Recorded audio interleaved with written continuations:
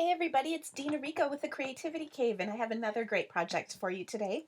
This uses our Celebration Lotus Blossom stamp set, and it is super cute. And I want to show you how great this set is because it makes such beautiful flowers with such ease. So let's get started. I'm going to set this off to the side and show you. First of all, I want to show you I'm using Blackberry Bliss for the color of my flower. And Blackberry Bliss is what I like to call a strong color. And what I mean by that is it is a real vibrant color. So here I'm going to take and show you how many inkings you get. So I'm taking just one of the images here and I'm going to stamp it once, twice, 3, 4, 5 times, and look at how many shades I get from just one inking. So let me clean this off quick. Uh-oh. Oh, here is my cleaner. So I'm just gonna spritz up my pad here, clean this off. Now, one thing you'll notice on these stamps is there's a little tab on each of them, and that tab is designed to help you line up the images. Okay, so let me show you once more. Now I'm going to ink this up and I'm going to stamp it off a couple of times on some scrap paper off camera here. And then I'm going to stamp it once. Okay, this is the light or the solid image. Then the second piece has some detail on it, so I'm going to stamp that off once, and I'll stamp it on here, and you can see it added some detail. And then finally I take the third piece and then I will do this full strength, and it adds even more detail, so you get a beautiful dimensional pretty flower. And you can also do that in reverse. So I'll start with a small piece, stamp that down. You can see the detail. I'll do the second piece, stamp it off once, and line it up. And you can see there's some more. And then, of course, the third piece, stamped off twice, and there you have it. So how pretty is that? Easy to use. Now let's make our card. Okay. So first, I'm going to start with a piece of Deco Label in Very Vanilla. I pre-cut that, and I'm going to take my solid stamped image, stamp it off twice, and then I'll stamp it on here a couple of times. Once up here, and once over to the side more. Okay, so I have my 2 stampings there. I'll come in with my detail image and I'll stamp that once here, ink it up again, stamp it off again, and once over here. Trying to make sure my head doesn't go in the camera as I try to line this up. There we go. And then finally the third detail piece, which of course is full strength. And I'll add that to both sides. There we go.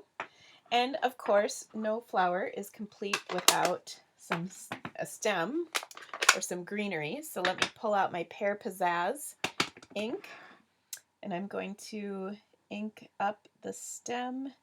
And now this stem kind of curls a little, so I'm going to have this going that way. And the other one sort of curls off in this direction when you do it upright, so I'll do that one right there. And that is my greenery. Now the other thing I've put on this card that you might not notice is the background and another background. I'm actually going to use 2 backgrounds on this card. So I have the Something Lacy background and the dictionary background. Okay, so the first part, I'll take my card. Now this is a half a sheet the long way, fold it in half, and I chose it this orientation so that I could tie my ribbon around the card this way. If my card folds this way, that's kind of tricky to do. Okay, so I'll start with the lovely Lacey. Whenever I'm using a background stamp like this, I always ink the rubber up, and then rather than trying to pick up my stamp and put it down on my cardstock, set that aside, I'm going to take my cardstock and put it down on my stamp. And then I use what I affectionately refer to as a rubber. You can make your own judgments on that one. But all that it is a clear block that I can press evenly all over the stamped image and get a great, beautiful, perfectly inked image. I'll set that aside, and then I'll bring in my dictionary stamp. Same thing. Also in crumb cake ink. And this is a little tip that actually I meant to do but haven't, so I'm going to show you. To know which side is up on my stamp, as in which way the writing is oriented, I'm going to just draw a Sharpie and color that in at the top of my stamp. And it doesn't affect the stamp at all, but look, now I can see that the writing is pointed up. I'll just keep in my mind that's how I did it. Then I'm going to take my piece here and set it on, press with a rubber, and then I have a nice little background on my image.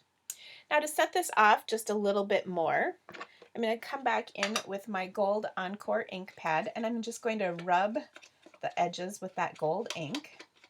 Now if you wanted, you could go ahead and emboss this as well with gold embossing powder, and that would be really pretty, but I'm not going to take that extra time today.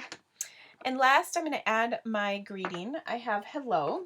This is from a set called Hi There, and I'm going to ink it up with my Memento ink. I stopped using StazOn when we introduced this Memento ink, and the reason is because it doesn't dry incredibly fast. You don't have to re-ink it every 3 seconds, and so if you're not watercoloring with it, you don't need it. Also, it does not stain the rubber, so I can clean that off, and my stamp is nice and clean, which is kind of nice. Okay, now I'll take my piece here, add some dimensionals into the corners. Now, I love dimensionals because they're so darn sticky, and they're a great way to attach pieces so that your card isn't just completely flat. And they do stand up pretty well in the mail too, I've noticed. Okay, so here's my card. I'll add that right there. I'll go ahead and take some of my Blackberry Bliss ribbon. And people always waste ribbon. That's kind of a pet peeve of mine, because let's face it, ribbon costs money. So here's a good tip on how to get the right amount of ribbon. First of all, I wrap it off the roll. I don't pre-cut the piece, so that's right there is good because then I'm only cutting what I need. And then I look at about how long I want my tails, so like that. And then I add just a little bit. And by a little bit, I mean like less than an inch, half an inch. And that helps make up for the knot. I'm going to tie it right centered under my hello. So to do that, I'm going to hold it perpendicular to the way I want it tied. I'm going to stick my finger down, and I keep holding this down with one of my fingers, and then I'm going to pull this. And I don't know that there's necessarily a right over left or a left over right that I'm working with here, but then look, it ties so nice. Then here I can trim the edge because I left that little extra bit so that my ribbon can look nice. Now, don't you think this needs just a little something? Well, the easiest way to add just a little something is with our sequin trim. This is gold. We also have Bermuda Bay in the new Occasions catalog. So I'm just going to pull 3 of these off. You can do more or less depending on what you like, and then I'll take and attach them to my dot or my roll of glue dots, and I'll stick these on here. And then oops, I pulled it off the glue dot. Uh, one of my tips for stamping, gosh, I did it again, is to stamp things in threes and position them in triangles. Okay, so here I have, goodness, I'm really struggling with that. Uh-oh, I lost it. Now it's gone.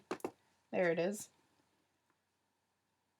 I don't usually have that much trouble with sequins and glue dots, but okay. So now you can see this is in a triangle and it looks pleasing to the eye. Everything's focused on the card.